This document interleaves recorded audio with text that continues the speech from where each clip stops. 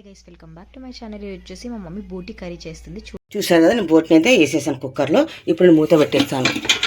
కుక్కర్కి మూత పెట్టేస్తున్నాను.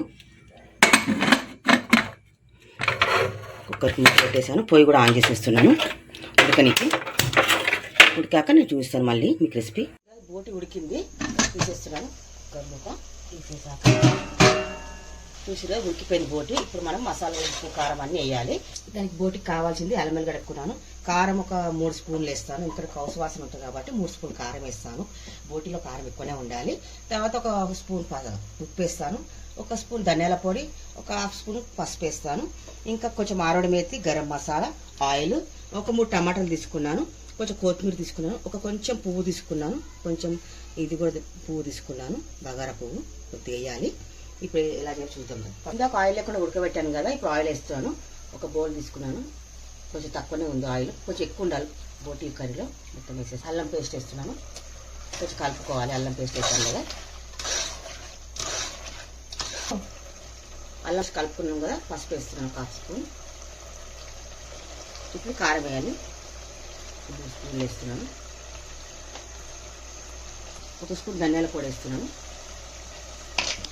సాల్ట్ ఉప్పు వేస్తున్నాను. ఒక స్పూన్ ఉప్పు వేస్తున్నాను. తర్వాత కలుపుకోవాలి.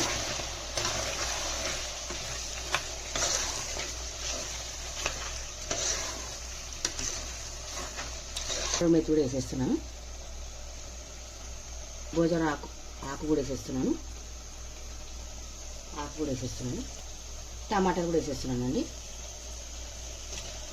టమాటాలు కూడా వేసేయాలి. మొత్తం కొత్తిమీర కూడా వేసేస్తున్నాను.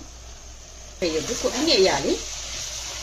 ఇంకా టమాటాలు ఆల్రెడీ వాటర్ వస్తుంది కదా, కొద్దిగా వాటర్ వేయాలి. కొంతమంది కొబ్బరి పొడి కూడా వేసుకుంటారు. కొబ్బరి పొడి తినే వాళ్ళు వేసుకోవచ్చు, గ్రేవీ చాలా కావాలంటే. మనకు గ్రేవీ వద్దంటే ఒక 3 టమాటాలు వేసాను. టమాటాలతో కూడా గ్రేవీ వస్తుంది. కొంచెం వాటర్ వేసుకో, కొద్దిగా ఉప్పు కారం పట్టాలి. ఇవన్నిటికి మనం మంట చిన్నగా పెట్టేద్దాము. ఇప్పుడు చిన్నగా మంట పెట్టేసి మూత పెట్టేస్తున్నాను. కొద్దిగా పెట్టేద్దాం. ఇలా పైకి నూనె వస్తే మంచి కుక్ అయినట్టుంది. ఇంత బాగా వచ్చింది చూసారా మీరు. తెలంగాణలో కర్రీ ఫేమస్ బోటి కర్రీ అండి. ఇప్పుడు మనం కొంచెం గ్రేవీలాగా కావాలి కాబట్టి నేను 2 గ్లాస్ వాటర్ వేస్తున్నాను. ఇవి 2 గ్లాస్ ఉంటాయి. ఈ చెంబులో ఉన్న వాటర్ 2 గ్లాస్ ఉంటాయి. 2 గ్లాస్ వాటర్ పోసేస్తున్నాను. కొంచెం గ్రేవీలాగా ఉండాలి. ఒకవేళ మీరు వాటర్ వద్దు అంటే కూడా పర్లేదు, కొంచెం కాపు గట్టిగా ఉంటుంది కర్రీ. కొంచెం ఇట్లా కొంచెం లూజ్గా ఉంటుంది. అన్నంలోకి బాగుంటుంది, తిన్నికి కూడా బాగుంటుంది. అన్నంకి కానీ చపాతీ రొట్టెలకు కానీ బాగుంటుంది. ఇప్పుడు ఫైనల్గా నేను కొంచెం గరం మసాలా కూడా వేసేస్తున్నాను. ఒక్కసారి కలిపేద్దాము కదా. ఇప్పుడు మూత పెట్టేద్దాం, ఉడకనిద్దాం. ఒకసారి ఎలా అయిందో బోటి కర్రీ రెండు చూపించేస్తాను. తీసేస్తున్నాను. చూసారా ఉడుకుతుంది.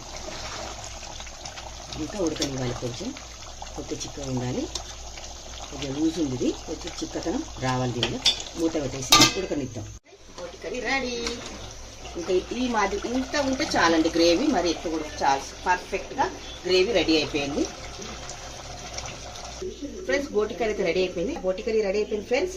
నా రెసిపీ మీకు నచ్చినట్లయితే లైక్ చేయండి, షేర్ చేయండి ఫ్రెండ్స్. మీరు ఇంట్లో ట్రై చేసి చూడండి.